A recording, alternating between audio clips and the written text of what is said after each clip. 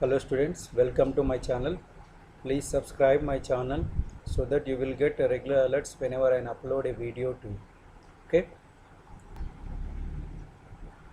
Okay, in continuation with the last class, today I am going to explain you what is meant by acceleration here. Okay. So in the last class we discussed about speed and velocity. Okay, now coming to acceleration. So what is acceleration here? So acceleration means rate of change of velocity. So we can write acceleration equal to change of velocity divided by time. So this can be written as v by t, and acceleration is a vector. So acceleration is a vector. Hence in vector form we can write a bar equal to v bar by t, and its SI unit is here meter per second square. Okay, so this is acceleration definition and SI unit here. Okay, now we are going to take up here the types of accelerations here. So in types of accelerations, first of all I would like to tell you again what is meant by uniform acceleration.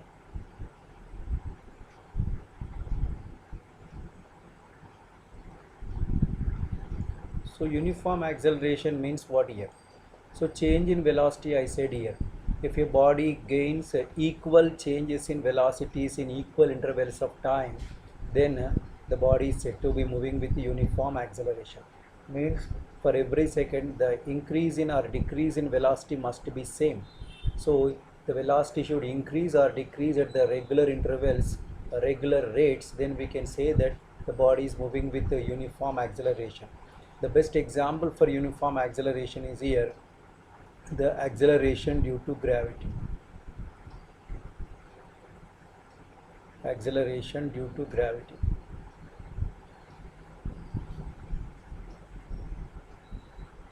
It is represented by small g here. Okay, so you know what is meant by acceleration due to gravity. It is acceleration possessed by a freely falling body due to Earth's pull is called as here acceleration due to gravity. So it's represented with small g. It is always directed towards center of the earth. Don't keep in mind it is downward. If anybody asks what is the direction of g, simply say towards the center of the earth. So don't say downward here. Okay, so it is always directed towards the center of the earth here. Its value is constant, and its value generally we take in a SI system as 9.81 meter per second square, but while solving the problems we write 9.8 meter per second square. Sometimes if it is given, we can substitute in place of 9.8 as 10 meter per second square also. Okay, so this is uniform acceleration. Then coming to the second one, that is non-uniform acceleration.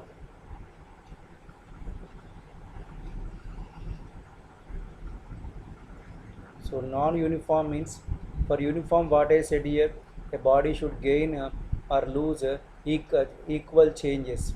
Then we can say equal changes in velocities, then we said it is a uniform acceleration. So non-uniform means what here?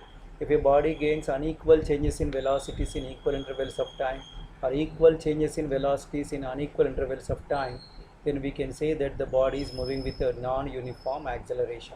That means for every second the increase or decrease of the velocity, if it is not same, we can say that the body is moving with a non-uniform acceleration here.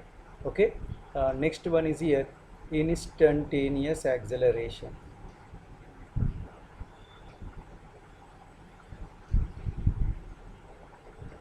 So the acceleration of your body at a particular instant of time, though the time must be very small, is called as instantaneous acceleration, and it can be written as a equal to limit delta t tends to 0 delta v by delta t. So this is equal to, we can write as dv by dt also. So when time is tending to 0, means if the time is very small, we can say that the corresponding acceleration, that is change in velocity with respect to time, is called as instantaneous acceleration here. Okay, so these are the some of the basic definitions of motion in straight line here. So we discussed what is meant by distance, displacement, speed, velocity, acceleration, as well as their types here. Okay, so these are the basic definitions. Once we know this one, then we can go for the graphs. So graphs means here how to draw the graphs. So what should be taken on x-axis, what should be taken on y-axis, and what should be the area, what should be the slope, etc. I'm going to tell you. Okay. Okay, to draw the graphs here, we will have always two physical quantities here. So one quantity should be taken on x-axis, another quantity should be taken on y-axis. So generally the question arises which to be taken on x-axis, which to be taken on y-axis. Normally we take a independent physical quantity on x-axis. Independent quantity on x-axis and a dependent quantity on y-axis. Dependent quantity on y-axis.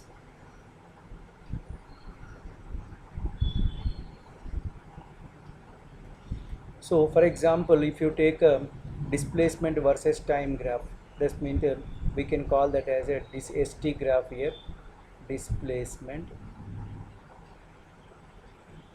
versus time graph, for example. So in this one, what is independent, what is dependent? You know, time is an independent physical quantity. We cannot change the time, we cannot stop the time. So time is independent, take on x-axis. Displacement depends on the time, therefore you take displacement on y-axis. So like that, always take independent quantity, physical quantity on x-axis, dependent physical quantity on y-axis. Next point is here, the point that you have to keep in mind is here, third one is slope of the graph. So slope means what here? Generally slope means in mathematics we write here y2 minus y1 by x2 minus x1. So the y-axis is also called as a ordinate and x-axis is also called as abscissa.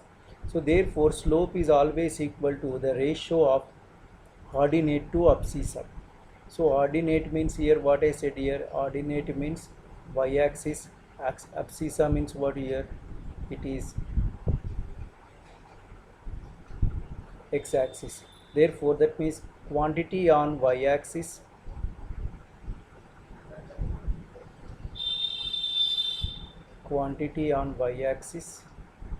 divided by quantity on x-axis. So this will give you the slope. For example, if you take a displacement graph, this is displacement time graph, this is called as ST graph here. So ST graph means, so what we can take here in a ST graph, so S is taken on y-axis and time is taken on x-axis. So slope means what we can write here, slope equal to displacement by time, y value by x value, which is equal to velocity. Means the slope of displacement time graph is a velocity. So like that you can calculate the displacement, the slope of the graph. And the next one that is important before going to the graphs part is here, fourth one is here, area under the graph. Area under the graph.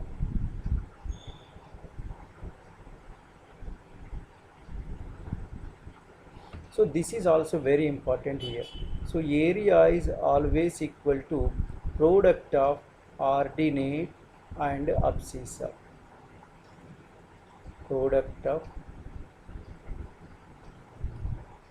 ordinate and abscissa means area equal to value on y-axis into value on x-axis. For example, if you take in ST graph, so ST graph we don't get any extra value, so better I'm going to take for example VT graph. I will take velocity time graph. In velocity time graph, what is area? A equal to area equal to what here? Y. This is on y axis, this is on x axis. So V into T. So velocity into time equal to what here? Yes, that is a displacement. So velocity time graph area will give you what here? The displacement. And what about its slope here? VT graph slope means what we can write here? VT graph slope will give you y value by x value, that is v by t, which is going to be the acceleration.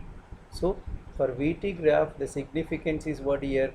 The slope is equal to acceleration, and the area is equal to area under the graph equal to displacement. So these four quantities if you keep in mind, then you will understand how to draw the graph and what to calculate here. Remember, independent quantity should be taken on x-axis, dependent quantity should be on y-axis. Displacement time graph or any time must be taken on x-axis. Slope equal to the ratio of ordinate to abscissa, the value on y-axis to value on x-axis. And area of the graph equal to product of ordinate and abscissa, and this will give you the complete information about how to draw the graphs and how to calculate the slope and area here. Okay, so once we know this one, then we will see some types of graphs here. So the graphs will indicate the status of the body, that means whether the body is going with what type of motion, whether it is moving with uniform motion or non-uniform, etc., can be understood here. Okay, so I'm going to show you different graphs here. So look at here. Now look at these graphs here. The first one, so you can see time on x-axis, displacement on y-axis. As the time passes, the displacement is not changing. So this indicates that the body is at rest.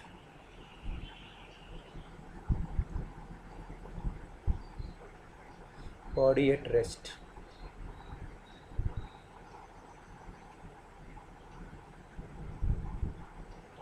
And you can see here, for each, as time increases, the displacement is also increasing at a uniform rate here. You can see if you want to draw the scale also, you can get the same values here. For each second the increments are same here. This indicates that the body is going with a uniform velocity. Uniform velocity. And this is, you can see it is not a straight line, it is a curve. So it indicates that it is a non-uniform velocity. So whenever there is a non-uniform velocity, it indicates here, so there is an acceleration here. So it's a non-uniform velocity and the body is accelerating. So it is here, the body is accelerating. Here also the graph is a curve, so it is also non-uniform velocity. But here you can see the velocity is decreasing, so it is decelerating. It is a decelerating value here, a graph indicating deceleration here. Okay, so these are the graphs between displacement and time. And remember, the area under the slope of this graph is what here? Remember, slope equal to velocity. How to find the slope here? For straight line there is no problem, you can simply take any two values here. You will get what here? Y2 minus y1 by x2 minus x1. You are going to get the slope, that is just point tan theta, you are going to get the slope. But for curve, how to get the slope here? So curve has no definite shape here, slope here, it changes at every point here. So therefore at every point means if you want to calculate a slope at particular point here, just draw a line that is tangent at that point and take what here? Again the slope of this straight line by using y2 minus y1 by x2 minus x1. But here what the slope gives here? Here the slope gives instantaneous velocity. Remember, for a curve the slope can be calculated at a particular point, and that is going to be instantaneous velocity, not the entire velocity here. Okay, but here in the case of a straight line, that means uniform velocity, you can find the slope, and at every point it is going to be same, and its average velocity and also instantaneous velocity all are going to be same. But in this case, average velocity or instantaneous velocity are going to be different here, because at every point the instantaneous velocity is going to be changed. Even for this one also, you can get a tangent and find the slope of this line. If you want at any point, you can draw a line and get the slope of that one by using what here, the y2 minus y1 by x2 minus x1, or tan theta value. So always draw a tangent at given points to get what here, this is slope value for curves here. Okay, so this is displacement time graphs here, and we are moving on to next velocity time graphs. Now look at the graphs here. So this is velocity versus time graphs here. The first one, if you see, so time on x-axis, velocity on y-axis. So velocity is not changing with respect to time, means it is uniform velocity. Velocity not changing means uniform velocity. And remember, acceleration in this case is going to be 0. Constant velocity means acceleration 0. And the area under this curve gives what here? Area under this curve gives what here? Displacement. Area under this curve gives displacement. Okay, now coming to second one. So velocity is increasing with respect to time in equal proportion, because it is straight line passing through horizon. So it indicates that what here? It is uniform acceleration. Because velocity is changing, it is uniform acceleration here. So the slope gives what here? Acceleration here. Area gives displacement. So slope equal to what here? The slope of the graph is acceleration, and area gives what here? Area under the graph gives displacement. This is also same here, but the velocity is decreasing. So it is also uniform, but uniform deceleration. This is uniform deceleration. This is again, you can see velocity is changing, but it's not changing uniformly. Therefore it is having acceleration, but it's not going to be uniform acceleration. So it's a non-uniform acceleration. Non-uniform acceleration. And this is a non-uniform deceleration.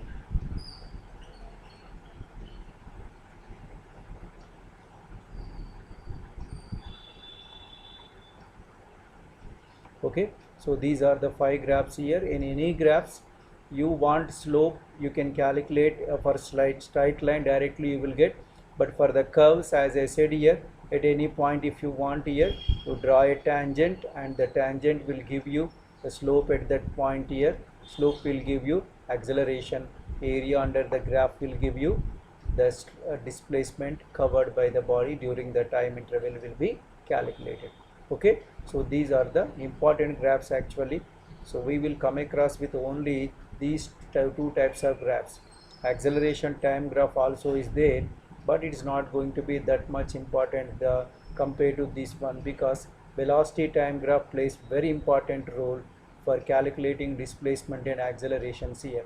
Hence you must be very careful to understand these concepts here. Thank you for watching my class here. Please don't forget to subscribe my channel. If you subscribe, you will get regular alerts whenever I upload a video. Thank you.